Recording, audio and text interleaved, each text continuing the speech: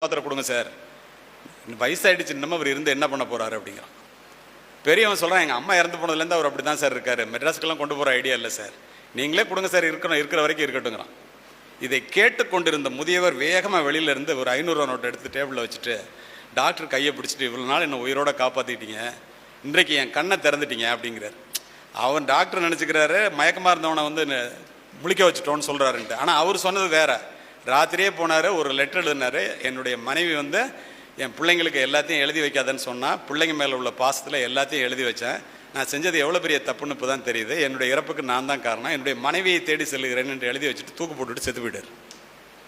போஸ்ட்மார்ட்டத்தில் letter எடுத்து படிக்கிறாங்க, அந்த இன்ஸ்பெக்டர்கிட்ட பேசுகிறார். நீங்கள் நினச்சி பாருங்கள், இதற்காக உங்களை வளர்க்கிறார்கள். ஏன் இந்த இந்திய சமுதாயம் இப்படி ஆகிப்போனது?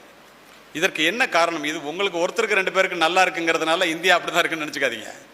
நான் சொல்கிறத சொன்னேன்னா நீங்கள் தாங்கவே மாட்டீங்க. அப்படி போயிட்டு இருக்கிற சமுதாயத்தில் இதை திருத்த வேண்டும், தடுக்க வேண்டும் என்ற ஒற்றை சிந்தனையோடு இதனை பதிவு செய்கின்றேன். பெற்றோர்கள் என்ன பண்ணுறீங்க? பிள்ளைகள் மீது உள்ள அளவுக்கு மீறிய பாசத்தினால் இருப்பது எல்லாவற்றையும் பிள்ளைகளுக்கு கொடுக்கிறீர்கள். நம்முடைய சமூகம் அப்படிப்பட்ட சமூகமாகத்தான் இருந்தது. ஆனால் அறம் சார்ந்த வாழ்க்கை மாறி பொருள் சார்ந்த வாழ்க்கையாக மாறிவிட்ட பிறகு அடுத்த தலைமுறை நீங்கள் உங்கள் பெற்றோர்களை பார்த்து கொண்டதை போல உங்களை பார்த்து கொள்ளுவார்களா என்றால் அது மிகப்பெரிய கேள்விக்குறி என்பதை மனதிலே பதிய வைத்துக் கொள்ளுங்கள். இதை ஏன் சொல்கிறேன்னா, நான் போய் சுவிட்சர்லாந்து நாட்டில் பேசுகிறதுக்காக போயிருந்தேன். நானும் என்னுடைய மர்மம் ஆழ்ந்து கேட்குறீங்க, அதனால் சொல்லி முடிக்கிறேன். நானும் என்னுடைய மனைவியும் போயிருந்தோம். இறங்கணுன்னா ஒரு 6 அடியில் ஒருத்தன் சுவிட்சர்லாந்து நாட்டுக்காரன் வந்து, ஆர் யூ அன் ஆஷியன் அப்படின்னு கேட்டான். என்னடா நம்மளை ஆஷியன்னு கேட்குறானே, அப்போ தான் எனக்கே தெரியுது கண்டம் விட்டு கண்டம் போயிருக்கோம், அதனால் அப்படி கேட்குறான்ட்டு. Yes, I am an Indian. சொன்னா, you poor fellows, you are living for the next generation அப்படின்னா. நீங்கள்லாம் அடுத்த ஜெனரேஷனுக்காக வாழ்கிறீங்கடா, உங்களுக்காக வாழல, முட்டா பசங்களாங்கிறான். இவன் என்ன நம்மளை வாழ்த்துறானா திட்டுறானாங்கிறதுக்குள்ளே என் ஒய்ஃப் என்னை கையை மெதுவாக பிடிச்சி அவன் கரெக்டாக தான் சொல்கிறான் வாங்க அப்படின்னு. நீங்கள் யோசித்து பாருங்கள், நீங்கள் சம்பாதிச்ச பணத்தில் ஒரு 20% இந்த பெரியவர்கள் பெற்றோர்கள் உங்களுக்காக செலவு பண்ணியிருப்பீங்களா, உங்கள் மகளுக்காக உங்கள் மனைவிக்காக செலவு பண்ணியிருப்பீங்களான்னு யோசித்து பாருங்கள். பிள்ளைகள் பிள்ளைகள் பிள்ளைகள் என்றே செய்கின்றோம். இதை ஏன் இந்த இடத்துல சொல்கிறேன்னா, தன்னுடைய பிள்ளையை, உயிருக்கு போராடுகின்ற பிள்ளையை என்னுடைய மருத்துவமனையில் கொண்டு வந்து சேர்த்து எவ்வளவு செலவானாலும் பரவாயில்ல, என் பிள்ளையை காப்பாற்றுங்க, இருக்கிறதெல்லாம் போனாலும் பரவாயில்லங்கிற அப்பாவை நாங்கள் அடிக்கடி எங்களுடைய மருத்துவமனையிலே பார்க்கின்றோம். எங்கள் அப்பா சம்பாதிச்ச சொத்து தான் பாதி செலவானாலும் பரவாயில்ல, எங்கள் அப்பாவை இன்னும் 15 வருஷம் உயிரோடு இருப்பார், காப்பாற்றுங்கன்னு சொல்கிற இளைய சமுதாயத்தை பார்ப்பது அருகி போய்விட்டது. அப்படின்னா எங்கே போயிட்டுருக்கோம் நம்ம? இதை முதியவர்கள் தான் புரிந்து கொள்ள வேண்டும். சமீபத்தில் ஒரு கணக்கெடுப்பு நடத்தினாங்க. முதியவர்கள் வாழ்க்கையை வரமாக வாழ்வதற்கு என்ன தேவைன்னு 3 முக்கியமான கருத்துக்களை எடுத்துக்கொண்டாங்க. நல்ல உடல் நலமா, நல்ல பண நலமா, பொருளாதார வசதியா, நல்ல உறவுகளா. உறவுகள்னா மனைவி பிள்ளைகள், அதுக்கு மேலே தான் இப்போல்லாம் உறவு இல்லை. இந்த 3 மட்டும் எடுத்துக்கிட்டாங்க.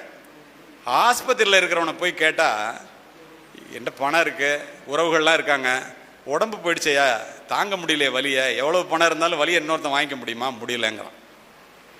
குடிசைகளில் இருக்கிறவங்கள போய் கேட்டால், நல்லா இருக்கேன், சொந்த பந்தம்லாம் இருக்குது, காசு இல்லையே, பானையிலே சோறு இருந்தால் பூனைகளும் சொந்தமடா, சோதனையை பங்கு வச்சா சொந்தமில்லை பந்தமில்லை, அண்ணன் என்னடா தம்பி என்னடா அதிசயமான உலகத்திலே, ஆசைப்படுவதில் அர்த்தம் என்னடா, காசு இல்லாதவன் வாழ்க்கையிலேன்னு தானே இருக்குங்கிறான் அவன்.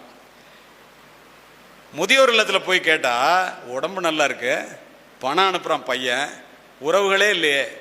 சரி, இது 3ல் எதிராக முக்கியம்னு பார்த்தா கடைசியாக ஆச்சரியப்பட்டு போவீங்க, பணம் தான் முக்கியம்னு முடிகிறான். ஏன்னா பண வசதி இருந்தால் ஆரோக்கியமாக சாப்பிட முடியுது, அதிக மருத்துவமனையில் போய் இவரே வைத்தியம் பார்த்துக்க முடியுது, அங்கே போய் பிள்ளைங்களை எதிர்பார்க்க வேண்டிய அவசியம் இல்லை. அதே போல் பணம் இருந்துச்சுன்னா உறவுகள் தன்னால் வருது, தான் விரும்பினபடி செய்ய முடியுது அப்படின்னு கடைசியாக பணம் தான் அவங்க சேர்த்து வச்சுக்கிறது நல்லதுன்னு ஒரு முடிவை கொடுக்கிறார்கள் அவர்கள் இன்றைய சூழ்நிலையிலே.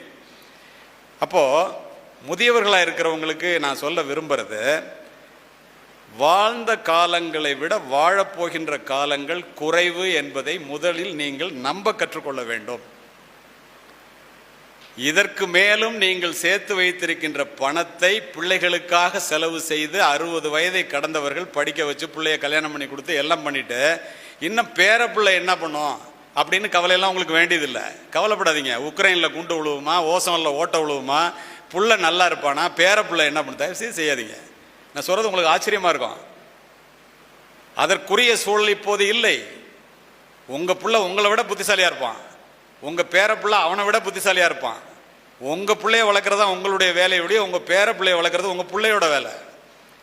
இது இல்லாமல் இந்த பெற்றோர்கள் இருக்கிற பணத்தெல்லாம் கொண்டு போய் புள்ள பேர பிள்ளைன்னு போட்டுட்டு ஒருவேளை சோத்துக்கும் பாருங்கள் வயசானவங்களாம் எவ்வளோ சந்தோஷமாக கேட்குறாங்கன்னு. இது எங்களுக்கு 10 வருஷம் முன்னாடியே தெரியலேன்னு நினைக்கிற மாதிரி இருக்கு. இன்றைய சூழ்நிலை இப்படி ஆகி போனது. நீங்கள் உங்களுக்காக செலவு பண்ணுற பணத்தை தயவுசெய்து செலவு பண்ணுங்க. ஏன்னா போகிறப்ப பேங்க்கில் அக்கௌண்ட்டில் செலவு பண்ணாமல் வச்சுட்டு போனீங்கன்னா அது வாழும்போது ஓவர் டைம் பண்ண மாதிரி ஆகி போகுது. மனைவியை அழைத்து கொண்டு நன்றாக முடியும் போது